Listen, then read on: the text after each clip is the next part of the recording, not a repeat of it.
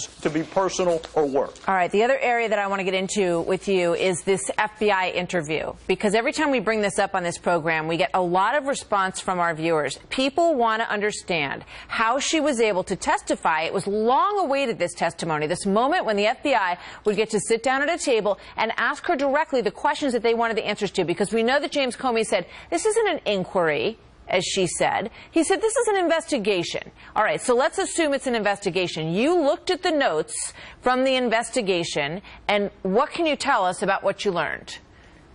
Well, I read every word of all of the witness interviews yesterday. And, Martha, I'll tell you up front, there's no reason you should not be able to read a summary of that interview that I read yesterday. You and your viewers should be able to read everything that I read yesterday that related to the FBI investigation. There's no reason you should not.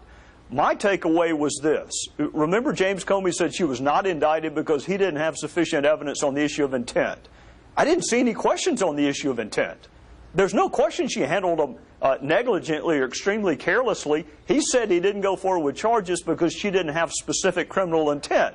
I didn't see any questions on that. All right, she said she did it for convenience, but I didn't see the follow-up questions in the interview I read. All right, so James Comey was not in the room during this questioning, correct? That's your understanding? Says he wasn't.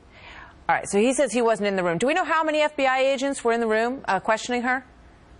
3 or 4, and there were some DOJ lawyers also in the room, and of course her lawyers were in the room. All right, so as an attorney, if you wanted to ascertain whether or not anyone had intent to influence something or an action or someone, what kind of questions would you have asked? You say there were no questions that went to the issue of whether or not she had intent. What would you have asked?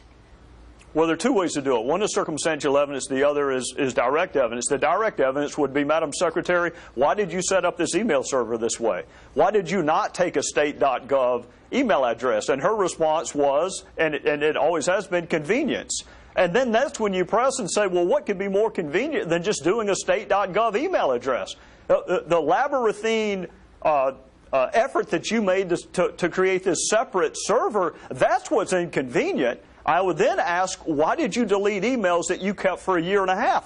Keep in mind, these personal emails, she didn't bother to delete them for 1.5 years. It was the fall of 2014, 1.5 years after she left the State Department, that she decided to start deleting emails. Why didn't you delete them the month you left? Why didn't you delete them 6 months after you left? And the other question they should have asked her is, Madam Secretary, why didn't you turn your emails over the day you left service? We got to leave it Why there. did you hold on to them for almost 2 years? We are out of time. Congressman, thank you. We will be right back. Yes, ma'am.